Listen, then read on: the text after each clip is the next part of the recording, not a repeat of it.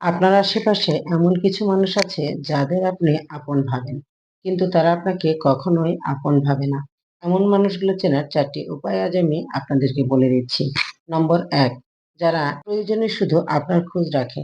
এমন কিছু মানুষ আছে যারা শুধুমাত্র তাদের প্রয়োজনে আপনার কথা মনে করে, কিন্তু আপনার বিপদে, আপনার সমস্যায় কখনোই তাদের আপনি পাশে পাবেন না।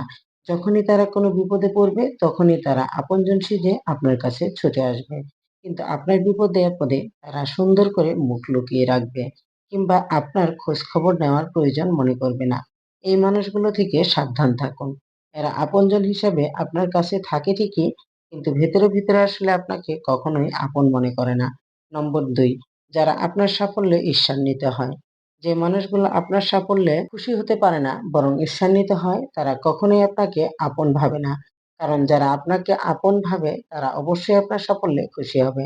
আপনার সফলতাকে তাদের সফলতা মনে করবে। কিন্তু কিছু মানুষ দেখবেন আপনার আপন সেজে আপনার পাশে বসে থাকবে, কিন্তু আপনি সফল হলে কখনোই তাদের মুখে আপনি হাসি দেখবেন না। এই মানুষগুলো আপনার আপন মানুষ নয়, বরং এরাই আপনার গোপন শত্রু বা প্রতিদ্বন্দ্বী। নম্বর ৩, যারা শুধুমাত্র আপনার কাছ থেকে সুবিধা নিতে চায়। কিছু মানুষ আপনার সাথে বন্ধুত্ব করবে শুধুমাত্র তাদের কোনো সুবিধার জন্য। হতে পারে আর্থিক সুবিধা, সামাজিক সুবিধা, কিংবা অন্য যেকোনো রকম সুবিধা। তারা যেকোনো উপায়ে আপনার কাছ থেকে শুধু আদায় করে নেবে, কিন্তু আপনাকে দেওয়ার বেলায় কখনো তারা সামনে এগিয়ে আসবে না। এই মানুষগুলো কখনোই আপনার আপন মানুষ নয়।